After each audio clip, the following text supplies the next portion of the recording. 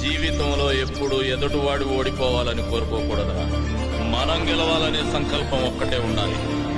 అది ఉన్న రోజున గెలుపు నీ తలుపు తప్పకుండా తడుతుంది. జీవితంలో ఎప్పుడు ఎదుటివాడు ఓడిపోవాలని కోరుకోకూడదురా.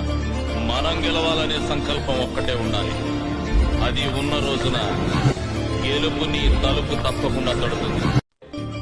జీవితంలో ఎప్పుడు ఎదుటివాడు ఓడిపోవాలని కోరుకోకూడదురా.